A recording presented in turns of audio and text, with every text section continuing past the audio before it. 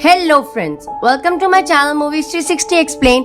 और आज मैं एक्सप्लेन करने जा रही हूँ सीरीज अमेरिकन हॉरर स्टोरीज को, जो 2021 में रिलीज हुई है। ये एक हॉरर थ्रिलर सीरीज है। दोस्तों, ये show original American horror story की एक स्पिन ऑफ सीरीज है, जिसमें टोटल 7 एपिसोड्स हैं। हर एपिसोड इंडिपेंडेंट है, बस फर्स्ट और सेकंड एपिसोड कंटिन्यूएशन है। तो इस वीडियो के बाद आप इसके सेकंड एपिसोड की वीडियो मिस बिल्कुल भी मत कीजिएगा। और अब बिना टाइम को वेस्ट कर चलने शुरू करते हैं इस वीडियो को। लेकिन आगे बढ़ने से पहले एक छोटी सी रिक्वेस्ट, जो कि है चैनल को सब्सक्राइब और वीडियो को लाइक और शेयर करने की।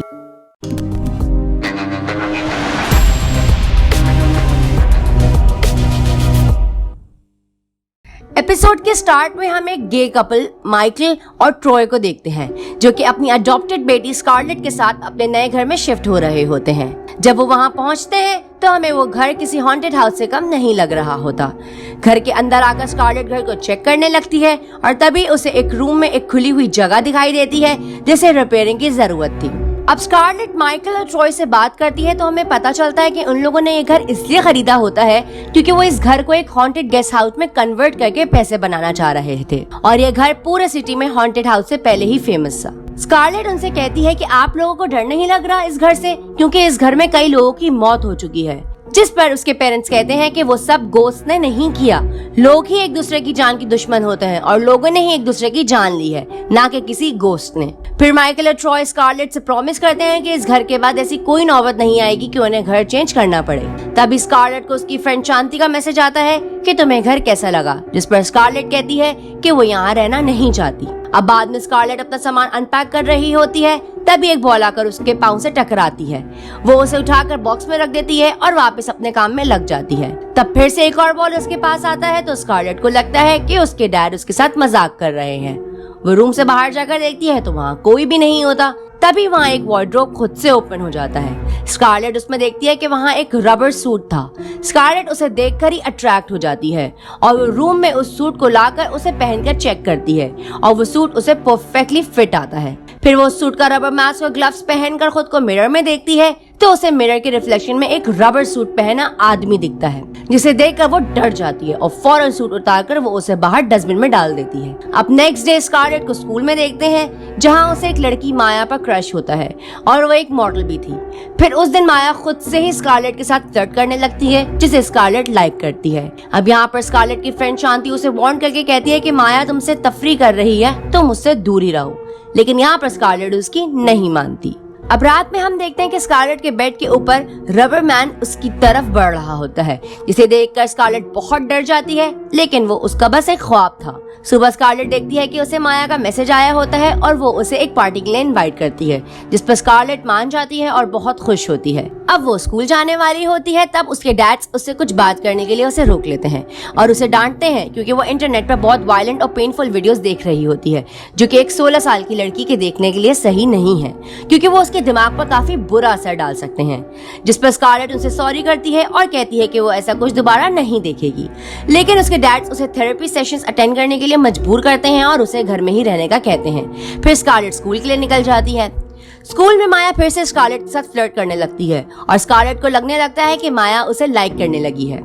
अब रात में स्कारलेट पार्टी के लिए अच्छा सा ड्रेस लेने के लिए इंटरनेट यूज करती है, लेकिन उसके डैड ने इंटरनेट पर लॉक लगा दिया था। तभी उसके रूम का क्लोजेट खुद से खुलता है और स्कारलेट देखती है कि उसमें वही रबड़ वाला सूट टंगा हुआ होता है। अब वो सूट को वापस से पहनती है और एक नाइफ लेकर अपने डैड्स के रूम की तरफ जाती है उन्हें डराने के लिए, और उसके डैड्स उसे पहचान नहीं पाते और बहुत डर जाते हैं। तब स्कारलेट उन्हें बताती है कि इसमें मैं हूँ। स्कारलेट की इस हरकत पर ट्रॉय बहुत गुस्सा हो जाता है और स्कारलेट से कहता है कि इस सूट को बाहर फेंको, और तभी गलती से स्कारलेट से नाइफ ट्रॉय के हाथ पर लग जाता है, जिससे उसके हाथ पर कट लग जाता है, जिस पर ट्रॉय उससे बहुत नाराज हो जाता है और उसे अपने पास तक नहीं आने देता, जिस पर स्कारलेट अपने रूम में जाकर रोने लगती है। अब नेक्स्ट डे उनके घर एक थेरेपिस्ट डॉक्टर एंडी ग्रांट एक सेशन कंडक्ट करती हैं, जिसमें हमें पता चलता है कि स्कारलेट जब 3 साल की थी वो तब किडनैप हो गई थी और 10 दिन तक वो मिसिंग रही थी। फिर एक दिन पुलिस वालों को कंप्लेन मिलने पर वो उन्हें मिल गई थी, और इस हादसे के बाद से वो स्कारलेट को लेकर थोड़ा ओवर प्रोटेक्टिव हो गए हैं। थेरेपिस्ट स्कारलेट से पूछती है कि उसे कुछ याद है उस हादसे के बारे में, तो स्कारलेट बताती है कि वो बहुत छोटी थी तब और उसे कुछ भी याद नहीं, जिस पर थेरेपिस्ट कहती है कि आपको अपने घर के बारे में कुछ सोचना चाहिए, क्योंकि इस हाउस से जो कुछ बुरा जुड़ा हुआ है और जो भी स्टोरीज हैं वो स्कारलेट के दिमाग पर असर डाल रही हैं और वो आप सबको भी अफेक्ट कर सकती हैं। फिर थेरेपिस्ट उन्हें बताती है कि अगला सेशन नेक्स्ट वीक होगा और फिर वॉशरूम यूज करने के लिए वो चली जाती है। फिर स्कारलेट अपने डैड्स पर ही गुस्सा करने लगती है कि आप लोगों का प्लान था इस घर में आने का, और फिर वो गुस्से में अपने रूम की तरफ चली जाती है। अब थेरेपिस्ट वॉशरूम यूज करके निकलती है तो उसे भी एक बॉल दिखाई देता है, और जब उसे बेसमेंट की तरफ से किसी के भागने की आवाज आती है तो वो वहाँ चेक करने जाती है। तभी वहाँ रबरमैन आकर उसका गला काटकर उसे मार डालता है। अब रात में स्कारलेट घर में ही थी तो उसे माया का मैसेज आता है कि तुम अभी तक पार्टी में नहीं आई। तो स्कारलेट छुपके से अपने डैड की कार लेती है और पार्टी में चली जाती है। पार्टी में दूसरी लड़कियां माया का मजाक उड़ाने लगती हैं तो स्कारलेट उसे डिफेंड करती है और उसकी साइड लेती है। अब माया स्कारलेट को अपने रूम में लेकर जाती है जहां वो उसे अपना नाइट सूट देती है पहनने के लिए। फिर स्कारलेट उसे अपने बारे में बताती है कि उसे वायलेंट और पेनफुल वीडियोस देखना अच्छा लगता है। तभी स्कारलेट के फोन पर किसी की कॉल आने लगती है और वो देखती है कि शांति उसे कॉल्स कर रही थी और उसने मैसेज भी भेजा था कि माया ये सब अपने इंस्टाग्राम पर लाइव स्ट्रीम कर रही है। अब स्कारलेट शॉक हो जाती है और वो वहाँ से भागती है और कार में बैठकर रोने लगती है। फिर वो शांति से बात करती है और वो बताती है कि तुम्हारी सारी बातें सब लोगों ने सुन ली हैं, जिस पर स्कारलेट को लगने लगता है कि अब स्कूल में सब लोग उसे पागल समझने लगेंगे। अब वो अपने घर आ जाती है और अपने डैड्स को सब बताने वाली होती है, लेकिन उसके डैड्स नींद की टैबलेट खाकर सोए थे इसीलिए वो नहीं उठाती। अब स्कारलेट बहुत रोती है। फिर वो माया को कॉल करती है और बताती है कि तुमने मुझे सबके सामने बेइज्जत करा है और मैं अब सुसाइड करने वाली हूँ और एक नोट छोड़कर जाऊंगी जिसमें सुसाइड की वजह तुम्हें बताऊंगी, जिससे माया डर जाती है क्योंकि हरासमेंट के केस की सजा 5 साल जेल थी। अब स्कारलेट उससे कहती है कि तुम सब मेरे घर पर आधे घंटे में नहीं आई तो मैं सुसाइड कर लूंगी, और हम देखते हैं कि स्कारलेट के पास वही रबड़ वाला सूट अभी भी होता है।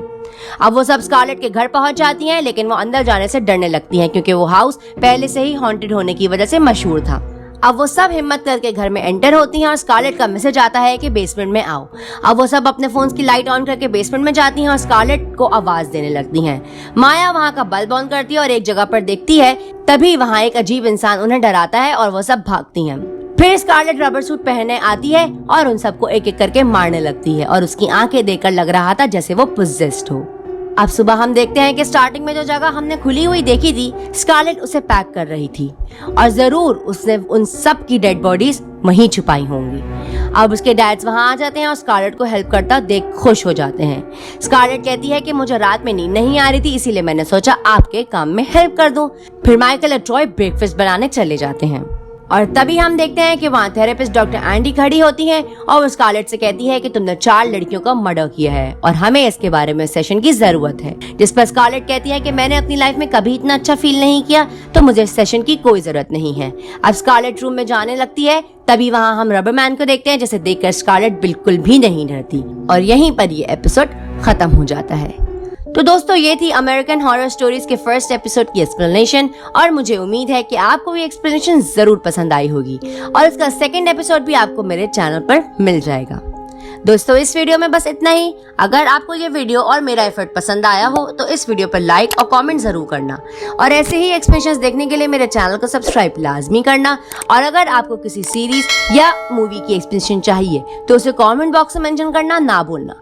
तो मिलते हैं आपसे नेक्स्ट वीडियो में, तब तक के लिए आप मेरे चैनल की दूसरी वीडियोस को एंजॉय कर सकते हैं। Till then, bye, take care.